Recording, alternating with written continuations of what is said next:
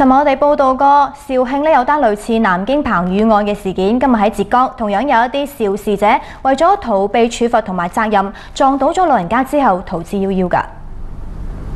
喺浙江餘杭監控畫面當中可以見到，早上6點20分左右，一名老人由北往南一路小跑，準備通過臨平320國道嘅和風村路口。當佢跑到中央隔離帶位置嘅時候，一輛闖紅燈嘅摩托車衝咗上嚟，撞到咗路人。事發後，摩托車駕駛員迅速從地上爬咗起身，扶起咗摩托車，然後去查看被撞路人嘅情況。一開始，司機試圖拉起路人，但突然又停低咗動作，將路人放翻到地上。跟住佢又攞出手機，不過3-4秒嘅時間後又放翻低手機。最後呢一名男子喺環顧四周之後，揸住摩托車逃離咗現場。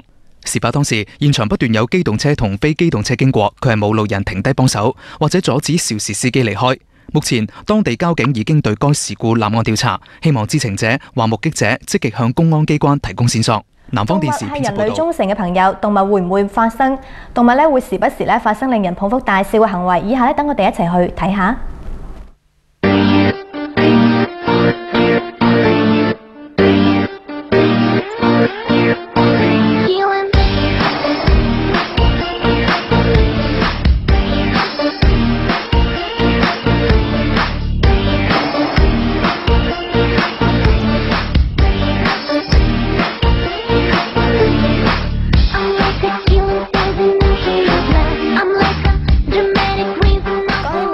係煮餸用得最多嘅調味品，有不法嘅商販為咗降低生產成本，喺味精入邊摻假，大量摻入咗食鹽、硫酸鎂等物質，令其變成咗害人精㗎。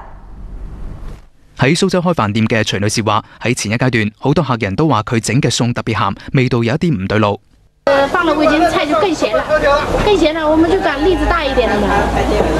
原來一啲商家會喺味精入邊摻上鹽或者係糖，而最近各地媒體都有爆出一啲不法商販甚至會攞晶體顆粒大細差唔多嘅硫酸鎂侵入到味精當中，而呢一種成分係國家唔允許添加嘅，會對人體產生不良影響，例如輻射。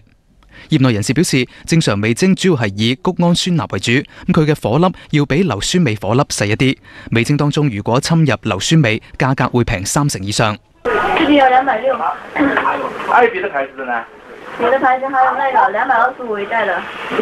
批發商表示，根據品牌產地唔同，大包裝味精相差幅度亦就20-30蚊。如果有低過200蚊一大包嘅無鹽味精，肯定有問題。提醒市民購買味精最好去大超市，同時要保留好發票等單據，以維護自身嘅合法權益。南方電視編輯報導。